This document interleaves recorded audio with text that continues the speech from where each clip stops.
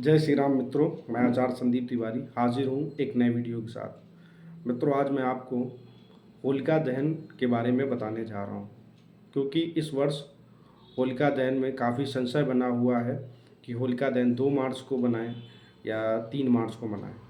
तो मित्रों, होलिका दहन कब किया जाता है ये मैं आपको बताता हूँ। होलिका दहन पूर्णिमा तिथि को किया जाता है, और जब हमें पूर्णिमा तिथि में निश्चित काल भी प्राप्त हो जाए। निश्चित काल का अर्थ है जो हम लोग पूजन पाठ करते हैं, और जो भी होलिका दहन से पहले पूजन पाठ किया जाता है या जो होलिका दहन के बाद भी जो पूजन पाठ किया जाता है, तो उन पूजन पाठ का समय निश्चित काल होता है, वह मिलना बहुत ज़रूरी है। तो मित्रों, यह निश्चित काल हमें 2 मार्च 2026 को मिल रहा है। अब आते हैं इसी होलिका दहन पर भद्रा का भी साया है। यह साया 2 मार्च को शाम को भद्रा 5:55 से शुरू हो रही हैं, और अगले दिन 3 मार्च की सुबह 5:32 तक भद्रा का साया होलिका दहन पर रहेगा। तो मित्रों, ये तो हो गई भद्रा की बात। अब आते हैं कि हमें होलिका दहन कब करना है। तो मित्रों, होलिका दहन धर्म सिंधु के अनुसार भद्रा पुच्छ के बाद रात्रि 1:24 से 2:34 के बीच हम होलिका दहन कर सकते हैं।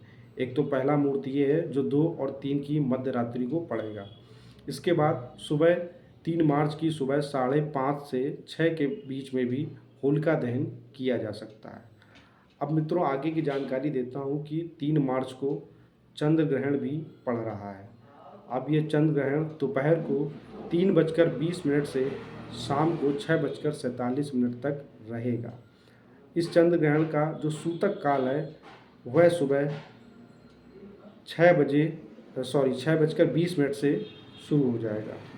तो मित्रों, हमें करना क्या है, इस सूतक काल में हमें सूतक काल के पहले ही स्नान कर लेना है। मंदिर के पट भी सुबह 6:20 के पहले ही बंद हो जाएंगे, तो हमें सुबह ही स्नान कर लेना है। इसके बाद हमें जब यह चंद्र ग्रहण शाम को 6:47 तक ख़त्म होगा, फिर हमें स्नान करके दान वगैरह करना है। और हमें मतलब चंद्र ग्रहण में दान और इसका विशेष महत्व होता है। तो शाम को 6:47 के बाद आप दान स्नान करने के बाद और पूजन पाठ शाम को करने के बाद आप दान भी कर सकते हैं।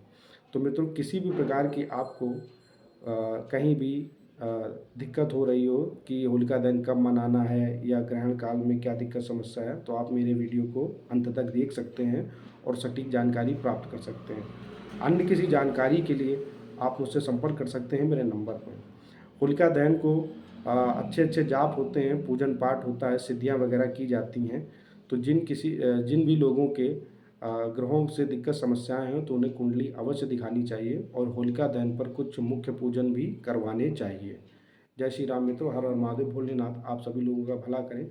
अन्य किसी भी प्रकार का कोई संशय हो आपको, तो आप मुझे मेरे नंबर पर संपर्क कर सकते हैं। जय श्री राधे। हर हर महादेव।